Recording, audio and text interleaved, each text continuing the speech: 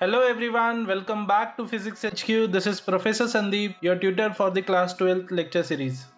Continuing with the lecture series of solving MCQs and sums of class 12 physics, today we will be covering the second part of textbook unsolved sums of chapter 10, magnetic field due to electric current.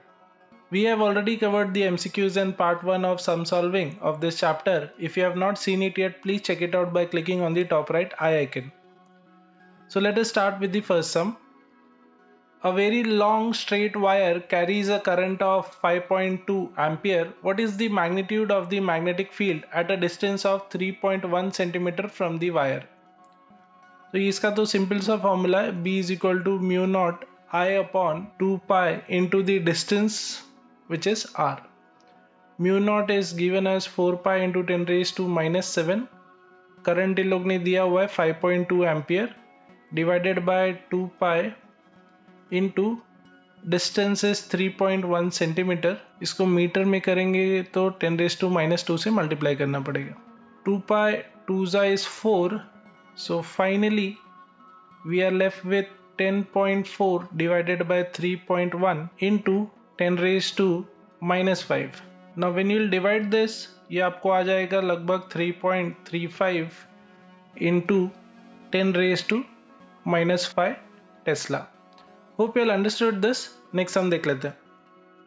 Current of equal magnitude flows through two long parallel wires having separation 1.35 centimeter. If force per unit length on the wire is 4.76 into 10 raised to minus 2 Newton, what must be the current? दोनों wire में से जो current है वो लोग ने बोला है कि सेम है, which is equal to I, और ये I हमें फाइंड करना है. Second, they have given force per unit length which is equal to 4.76 into 10 raised to minus 2. And lastly, the separation between the two wires is 1.35 centimeter, या आप इसको 1.35 into 10 raised to minus 2 meter लिख सकते हैं. Now we know that for two parallel wires, the force between them is mu 0 I1 I2 into the length of the wire divided by 2 pi into d. Now this I1 and I2 की जगह पे हम लोग I और I लिखेंगे तो ये हो जाएगा I square.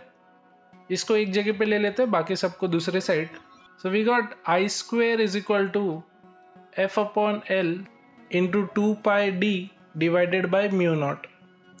इसका वैल्यूज पुट कर देते. So we got 4.76 into 10 raised to minus 2 into 2 pi into distance is 1.35 into 10 raised to minus 2 divided by mu 0 is 4 pi into 10 raised to minus 7.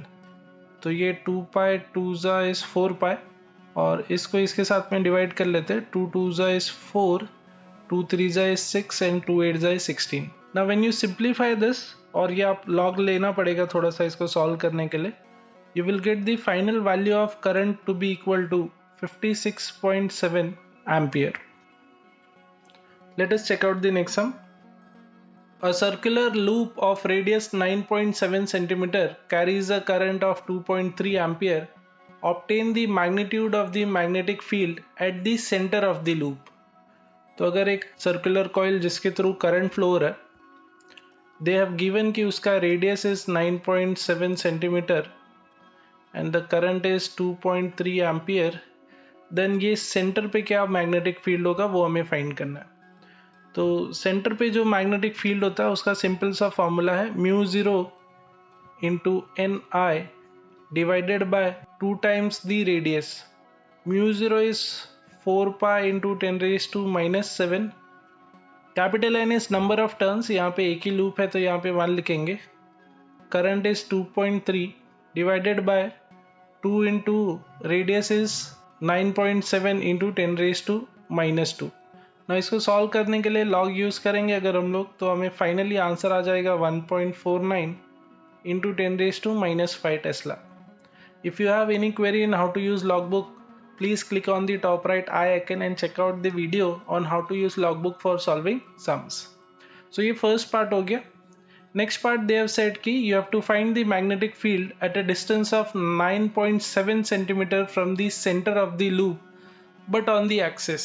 इसका मतलब क्या है कि अगर ये सर्कुलर कॉइल जिसमें से करंट फ्लो हो रहा है एंड ये इसका एक्सिस है, this being the radius of 9.7 centimetre, we want magnetic field at this point which is again at a distance of 9.7 centimeter which is equal to the radius.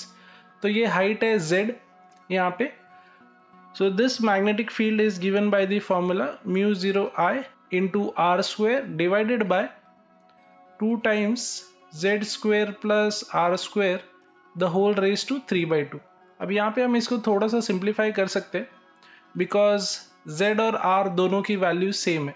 So z is equal to r is equal to 9.7 over here. So we can write this as mu 0 I r square divided by 2 times z square की जगह r square ले लिया तो ये हो जाएगा 2r square the whole raised to 3 by 2. So this will be mu 0 I r square divided by 2 into 2 raised to 3 by 2 और ये r का स्क्वायर तो था ही और इसके साथ में पावर आया 3 by 2, तो ये 2 कैंसिल हो जाएगा. डिनोमिनेटर में हमारे पास बचेगा r क्यूब और न्यूमरेटर में है r स्क्वायर. तो न्यूमरेटर का r स्क्वायर और डिनोमिनेटर का r स्क्वायर कैंसिल करेंगे तो खाली डिनोमिनेटर में एक r बचेगा. So will be left with b is equal to mu naught i divided by 2 into 2 raise to 3 by 2 को आप 2√2 लिख सकते हैं into r. Let us put the value. Mu 0 is 4 pi into 10 raised to minus 7.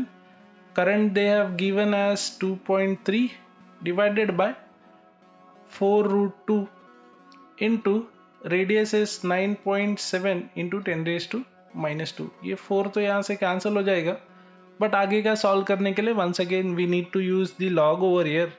Finally, you will get the answer somewhere around 5.267 micro tesla. Micro is 10 raised to minus 6. Next हम देख लेते हैं. Magnetic field at a distance of 2.4 centimetre from a long wire is 16 micro tesla. What must be the current through the wire? Now for this the magnetic field का formula is mu 0 I upon 2 pi into r. Now we are supposed to find the current over here, तो I हो जाएगा B into 2 pi r divided by mu naught. Let us put the values. B is 16 micro Tesla, micro is 10 raised to minus 6 और ये 2 pi into radius दिया हुआ है 2.4 centimetre. Metre में करने के लिए 10 raised to minus 2 से मल्टीप्लाई करेंगे. Mu naught is 4 pi into 10 raised to minus 7. So this 2 pi 2 is 4 pi. And इसको हम लोग डिवाइड करेंगे तो ये हो जाएगा 2 8 16. Now 8 into 2.4 19.2. बाकी आप पावर सिंप्लीफाई करेंगे तो ये आ जाएगा 10 raised to minus 1. So finally we will have current as 1.92 ampere. Hope you understood this. Next हम देख लेते हैं. The magnetic field at the centre of the circular current carrying loop of radius 12.3 is 6.4 into 10 raised to minus 6. What is the magnetic moment of the loop? Third वाले sum जैसा यहाँ पे भी formula use करेंगे. Magnetic field is given by mu 0 I r square divided by 2 into z square plus r square raise to 3 by 2. अब यहाँ पे we need the magnetic field at the centre, not at any height along this axis. तो यहाँ पे z की value हो जाएगी 0. So this equation will B mu 0 I r square divided by 2 into r का square raise to 3 by 2 will give you r cube. अब यहाँ पे r square r cube cancel नहीं करना चाहिए. क्यों? क्योंकि हमें फाइंड करना है magnetic moment of the loop. Now magnetic moment of the loop is given by number of turns into the current through it into the area of the loop. Area of the loop is given by the formula pi r square. यहाँ पे number of turn एक ही है तो magnetic moment of the loop will be I into pi r square. तो यहाँ पे pi से multiply और divide कर देते तो ये वाला जो term है this is nothing but magnetic moment of the loop. So let us rearrange this. Magnetic moment of the loop will be B into 2 pi r cube divided by mu naught. Let us put the values. Magnetic field दिया हुआ है 6.4 into 10⁻⁻6 into 2 pi, radius is 12.3 into 10⁻⁻2 metre, इसका cube लेना पड़ेगा, divided by 4 pi into 10⁻⁻7। तो ये 2 पाई 2 is 4 पाई, 2 से divide करेंगे 6.4 को तो 3.2। Finally when we will solve this, we will get the magnetic moment as 5.954 into 10⁻⁻2 ampere meter square. I hope आप लोग को ये समझ में आए. Thank you for your time. If you're finding this lecture series useful, then show us your appreciation by clicking on the like button and don't forget to share it with your friends and classmates. Based on your feedbacks and suggestions, we'll be making videos under our 5 minutes lecture series for class 12. So please feel free to let us know the topics you want us to cover. See you all in the next class. This is Professor Sandeep from Physics HQ signing off.